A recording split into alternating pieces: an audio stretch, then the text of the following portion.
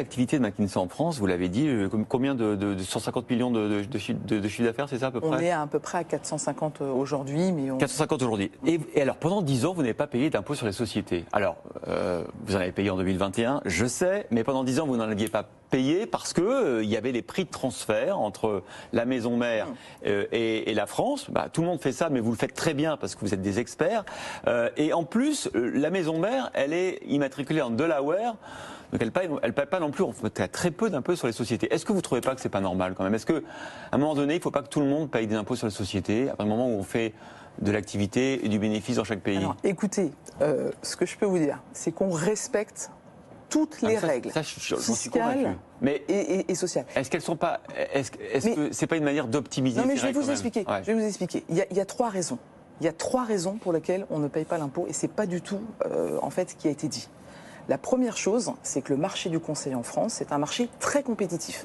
Donc nos honoraires sont 15 à 20% plus faibles en France que dans le reste de l'Europe. D'accord. Ça, c'est l'effet numéro 1. L'effet numéro 2, c'est qu'on a un marché qui est très onéreux, puisqu'en fait, le coût du travail en France, ça fait un peu écho à la discussion précédente, c'est 15 points de plus que la moyenne européenne.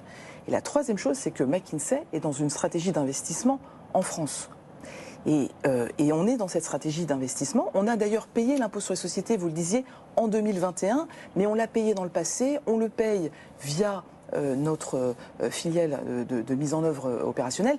Mais encore une fois, la contribution à l'impôt d'une entreprise, ça n'est pas que l'impôt sur les sociétés. Et nous, on a payé pratiquement un demi-milliard, donc 422 millions d'euros sur les dernières années. Donc on contribue, cotisation sociale et différentes... L'impôt minimal, 15%, c'est une bonne idée finalement? Ça mettrait fin à ce type de polémique? Alors, s'il y a un sujet sur lequel, clairement, je ne suis pas compétente, sur lequel je me suis repassée la fiscalité, mais en tout cas, par rapport à ce que vous disiez, nous, on a vraiment ces règles fiscales dont vous parlez, on les respecte dans tous les pays, et elles sont identiques. Donc, je ne veux pas que vous pensiez que ces règles ont été conçues pour la France, qui ne représente de toute façon que 3% de McKinsey dans le monde. Donc vous voyez, ce n'est pas une optimisation.